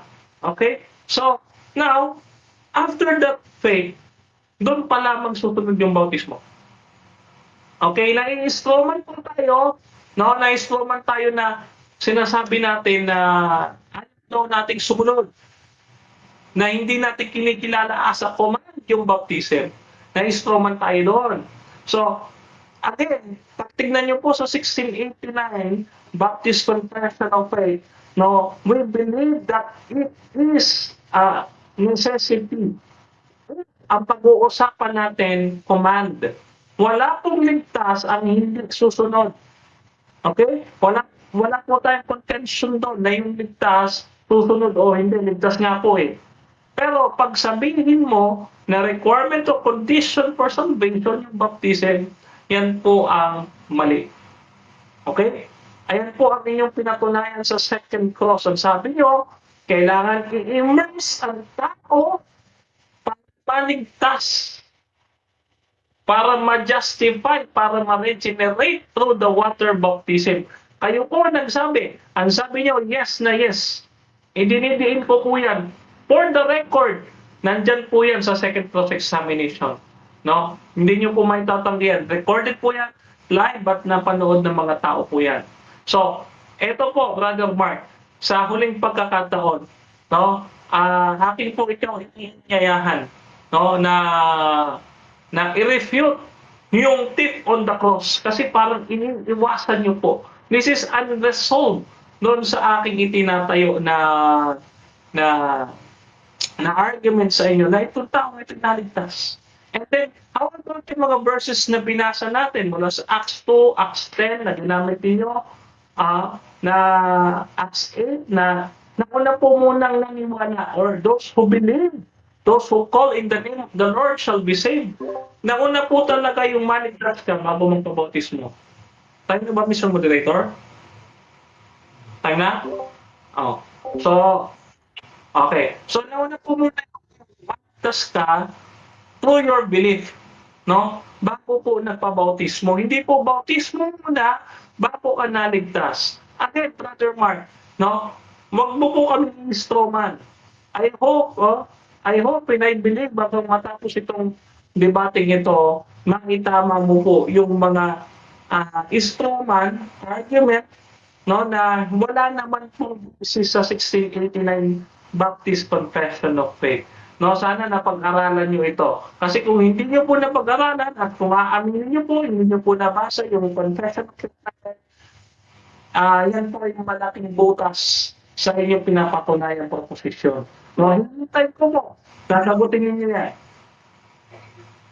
Okay, so dako din tayo sa final conclusion ng ating affirmative sa kanyang pinatutunayan na mahalaga ang bautismo sa tubig sa kaligtasan. Pastor Mark, your time starts now. Okay. Ang malinaw na napatunayan natin sa natapos na ganap na debating ito ay tinanggap ni Brodenmar na yung pananampalataya kailangan magbunga. At yung pananampalataya na walang bunga hindi nakakaligtas. Kung hindi pala nakakaligtas yung pananampalatayang walang bunga, ibig sabihin, bunga, yung water baptism ay part ng kaligtasan. Bakit? Dahil ito ay bunga ng ating pananampalataya, yung pagsunod natin sa water baptism. Anong malinaw? Ano yung inaamin ni Brother Mar na siguro baka hindi lang napansin ni Brother Mar kung ano yung inaamin niya kanina, no? Okay? Hindi niya naintindihan yung leading question ko patungo sa aking pinatutunayang doktrina. Ano yung pinatutunayang kong doktrina? Mahalaga ang water baptism sa kaligtasan. Hindi ko sinasabing mahalaga sa command. Wala ako doon ha. Hindi na pinatutunayan ko. Pinatutunayan ko mahalaga sa kaligtasan. Bakit mahalaga?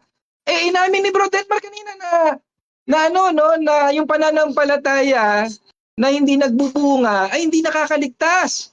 Yung bunga, yung water baptism, pagsunod. Sabi ni Yeshua sa sa Matthew 28, gawing alagad ang lahat, no?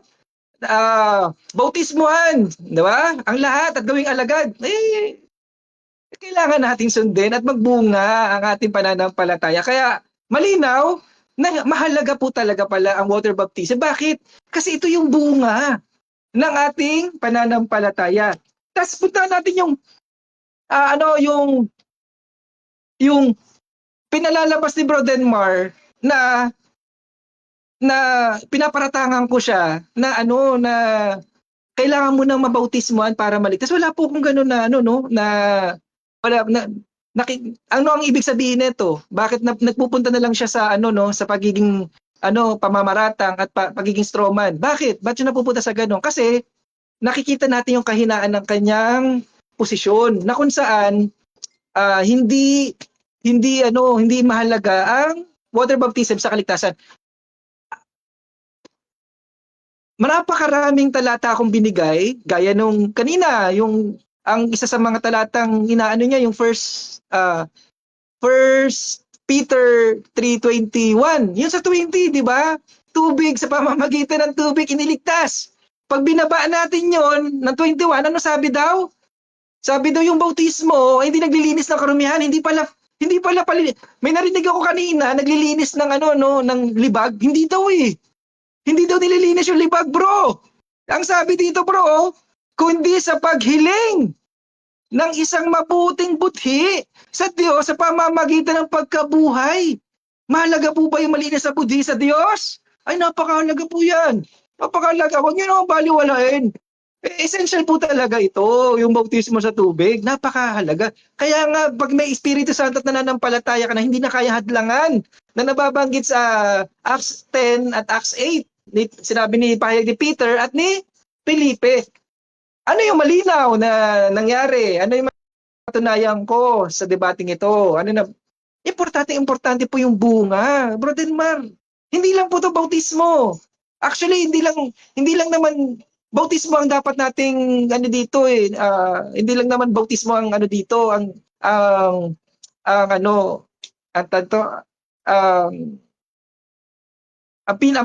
pinatutungkulan natin dito, kundi lahat ng pagsunod. Kautusan yan, paggawa ng mabuti sa kapwa, pagpapakabalan, lahat po yan ay mahalaga. Kaya nga, ang dapat nating matutunan bilang mga Calvinist, bro, hindi ako naniniwala, ano ba yung ayoko lang sa Calvinist? Yung aral ng limited atonement at yung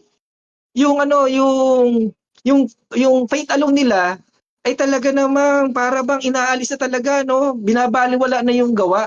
Hindi po, napakahalaga. Kaya nga lang, nasa huli, na bunga ito ng kaligtasan. Yung bunga, importante. Kaya nga bunga ng kaligtasan, bunga ng pananampalataya.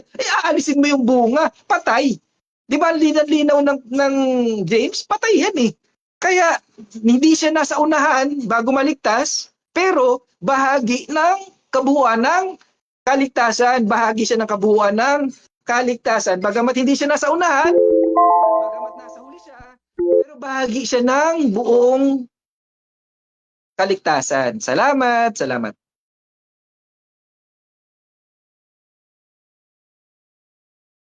Diyan nagtatapos mga kapatid ang debate natin between born again oneness and reform mga kapatid. So before natin i-end yung ating live, syempre ayon sa kaugalian dito sa ating Debaters Convention, bibigyan ko ng isang pagkakataong magtanong ang ating mga live audience dito.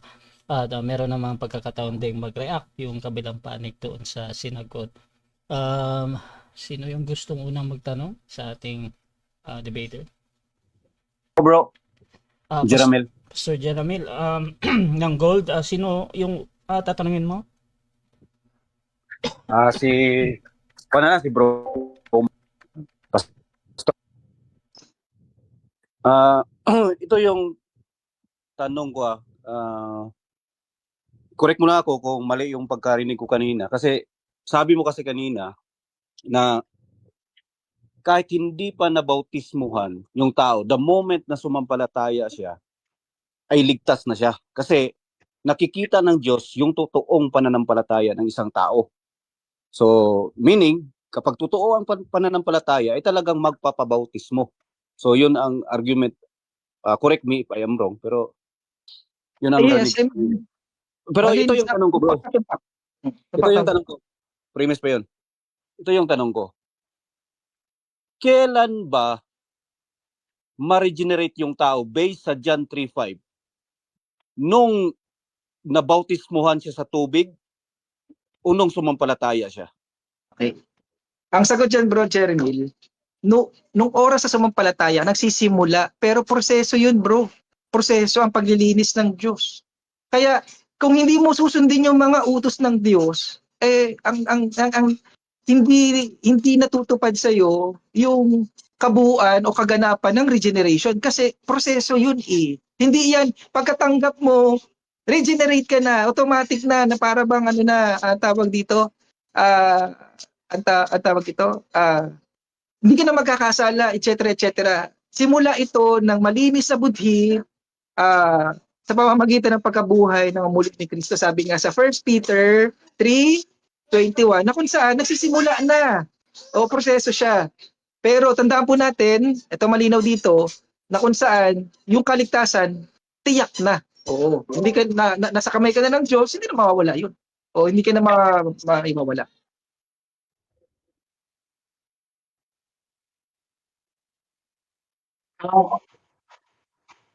Okay po. So, yun po ang sinasagot ng negative, no, ay contrary po sa kanyang sinabi. No, bakit? Kasi kanina po sa second cross, sabi niya, tinatanong ko siya, ang tao ba kapag ka-immerse sa tubig ay nare-regenerate at na-justify? Sabi niya, yes na yes.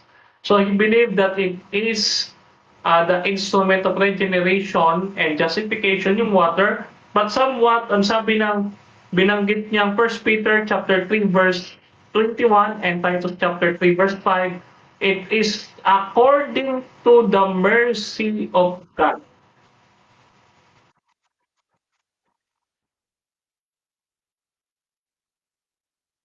Sino yung gustong magtanong? Ako. Ako. Brother Ron Fernando kanino? Doc Denmar. Kay Doc Denmar. Proceed, Ron ng UPC. Tanggap mo naman na ang 3,000 kaluluwa doon sa Acts 2:38-41 bago na idagdag bautismado, yes or no? Yes, kasi sabi doon sa Acts 2:41, no, naligtas sila after they believed and they heard the gospel. Nauna po muna yung pagkatawag at yung sinasabing pagsampalataya at saka sila na bautismo. Hindi po na bautismohan muna bago naligtas. Hindi po ganun katulad po nung stand po ng affirmative na sinasabi na iyon ay instrument for justification and regeneration. So yun naman pala, kung hindi bautismado, hindi siya may dagdag sa church. Isang question lang, bro, ha. So, Okay, sorry. Brother Mark, 30 seconds, reaction, bro. Okay. Kaya nga, bro, essential siya sa kaligtasan kasi nga ipinangaral ng apostol. Bro Denmar, wag mo naman baliwalain o bigyang walang halaga ang mga ipinapangaral ng apostol. Kaya mahalaga po yung water baptism kasi ipinangaral ito ng apostol na dapat manatili tayo sa kanyang aral. Pangako ito, Bro Denmar, ha? Sa mga malayo at sa inyong mga magiging anak, pangako ito. Kaya wag natin baliwalain, Bro Denmar. Okay, thank you. Sunod na magtatanong. Ako, yung may tamang aral. Tado Zach ng Bantay Pinto, saksi ni Cristo, kanino muna? Kay Bro Denmar. Ay, kay Dr. Denmar, proceed. Doc, magandang gabi, Doc. May tanong po ang inyong pasyente. Okay. Ito po ang tanong. Totoo ba na ang pagbabautismo ay iniutos ni Kristo para ito ay tanda ng pakikiisa sa Kanya? Okay, kung yun po ang tanong nyo, yes. Again, baptism is a sign or symbol of our faith, no, product of our faith. Yan po ay public declaration of our faith. But it is, again, not the justifier of the ungodly. It's not the instrument for justification, and it's not the causality of our salvation. So therefore, it is non-meritorious pag ang pinag-uusapan natin ay pagkiling ng eternal life. Reaction. Okay, thank you, Doc. Thank you. God bless, Doc. Reaction, Pastor Mark. Ang reaction ko naman, Reaction. sa Acts 2:38 nga, patunay na isinilang yung iglesia, yung bride of Christ, no? Isinilang sa Acts 2:38 na ang ginawa nila, ginanap nila yung water baptism. Kaya tama naman yung tanong na iyan ay isang sign ng pakikipag-isa or pakikipag isang tipad sa ating Diyos or kasintahan ng ating Diyos. Okay, sino yung gustong magtanong? Wala na ba? Pwede ba isa pa? Hindi. Isa lang bro. Tig-isa lang. Humundibatehin na. So, I think okay na tayo. Last na, habol ako. Ito. So, Mabul pa. ko sa confirm sa about debaters. Okay. Parehas na kayong naniniwala na ang water baptism ay hindi cause ng salvation. Okay, so mauna Kasi siguro. gusto ko malinawan bilang isang manonood kung ano ba talaga yung pinagtalunan yung word na mahalaga doon tungkol sa kaligtasan.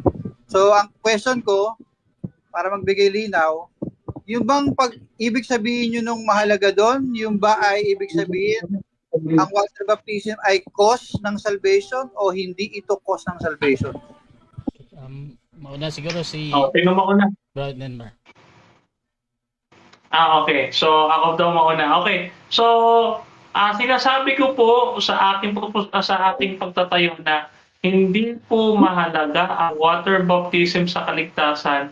We mean that it is not a condition, not a requirement for justification, not the causality of our salvation, not the justifier of the ungodly, no, na katulad nung umamin sa second cross-examination na kailangan i-immerse para daw ma-regenerate at ma-justify ang isang believer. Hindi po ganun ang paniniwala ko. Yun po nga ang tinututunan ko, yung pagsasabi na mahalaga ang water baptism as a condition or requirement for salvation or specifically justification. Yung question, Bro Mark. Sa ganung aspeto, medyo magkatulad kami ni Brother Denmar. Hindi siya prerequisite sa kaligtasan, pero mahalaga kasi siya yung bunga. Bunga na kung saan kapag yung pananampalataya ni Brother Denmar ay walang bunga ng water baptism, alam ng Diyos agad 'yun. Oo, hindi pa man niya tinatanggihan at ay alam na ng Diyos na hindi siya magbubunga ng water baptism. Kaya hindi na, sa una pa lang hindi maliligtas. Kaya hindi siya yung cause, pero essential siya. Linawin natin, hindi siya cause, pero essential sa kaligtasan. Hindi pwede alisin. Okay, thank you. So, I think yun na yung huli mga kapatid. So, pasalamat po na. Mauna si Pastor Mark. Pasalamat na. Ayun, maraming salamat. Unang-una po sa ating Panginoon. Maraming salamat. Ganun din sa ating katanggaling si Bro Denmar. At natuloy kasi kanina, disappointed ako. Layo na pinanggalingan ko. Tapos, yung pala, hindi matutuloy. Kaya maraming salamat na natuloy na ano no na nagkaroon tayo ng pribilehiyo na itama yung ipahayag ang tamang aral. Okay? Yun, maraming salamat sa ating patas na moderator na si Bro Rasha at ganoon din sa lahat ng kasama natin ka ating mga kaibigan dito sa DevCon at magigiting na debatista na ating mga kasama dito. Tayo natitrain sa mga kasama natin ito, mahusay itong mga kasama natin dito. Ayun, maraming salamat at sana may natutunan po kayo. Yun lang po, maraming salamat. God bless. Okay, pasalamat din, Doc Denmark. Okay, maraming salamat unang-una siyempre sa ating Panginoon ng Ama, Anak at Espiritu Santo na siya nagbibigay at siya ang source ng ating knowledge and wisdom. No? So all glory belongs to our God who is our Redeemer, Sanctifier, and Justifier, mga kapatid. So tayo rin po ay nagpapasalamat sa bumubuo ng Debaters Convention mula sa ating mga kaibigan, Pastor Ferdinand Sustento, kay Pastor Francis Sustento sa kanyang kapatid, no? Kay Brother Albert Hinkel, yung ating pilingerong theologian, and sa lahat, the rest of our colleagues here in Debaters Convention. And pinapasalamatan natin ang unbiased na moderator, Brother Rasha Vista, no? Na bias lamang po siya. Si Erwin de la Cruz ang kadegate, yan, and then, pinapasalamatan din natin si Mark, no, na ating kausap right now because naghintay po talaga siya after half a day na dahil nasa work time. Then pinapasalamatan natin special thanks dito, mga kapatid, napagditin po isa-isa, no? Ang Marikina Evangelical Reformed Church na pinuntahan natin last time, mga kapatid. And then, ang ating consultative team, si Pastor Nel Andegarbes and si Pastor Rene Medel, no? Nandyan din yung former Baptist na si Dr. Rocky Tulog, no? And then kasama sa ating consultative team, no? Ito siyempre yung ating pastor from San Mateo Baptist Church, no, or Baptist Reformed Church, no? I just forgot the name, but si Pastor Reuel Palitan. Si Pastor Reuel Palitan. So maraming salamat po sa mga nanonood at makakaroon pa ng debating ito. God bless you and all glory to our God. Solideo.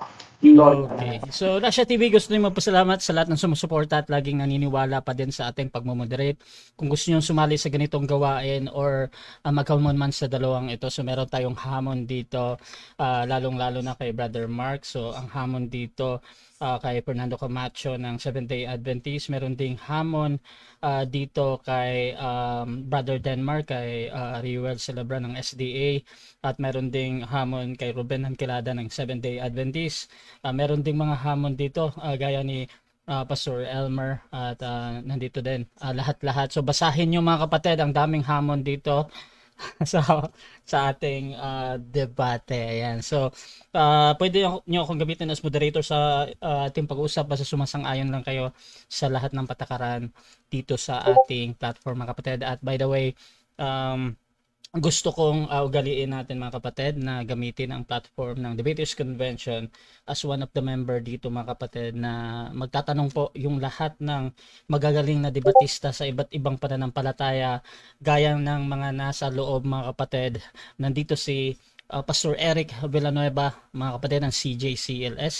Nandito din si Brother Denman Santiago ng Reform, Brother Albert ng Victory Church, Pastor Jeromel Amlo ng Gold, Brother Mark ng Born Again Oneness, Michelada ng Reform, Brother Noel Perfecto ng Catholic, Brother Martin ng Preterism. Nandito din si Brother Ron ng UPC, Pastor Shemaya ng End Time Church, Pantay Pinto, Zach Jacob ng Saksi ni Cristo, at yung aming Mother Earth, si Sister Nena Despidiones. At please subscribe yung ating YouTube channel, Rasha Debates TV mga kapatid. Pakifollow na din ako, Rasha Vista, sa aking Facebook, ang personal Facebook ko, dahil dito ako laging nagla-live. So mga kapatid, maraming salamat. This is Admin Rasha ng Rasha TV and we're out.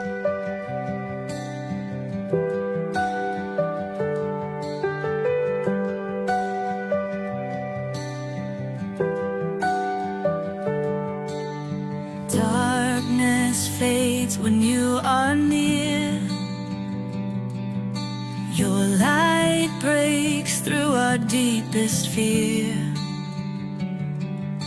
You make the broken heart rejoice. In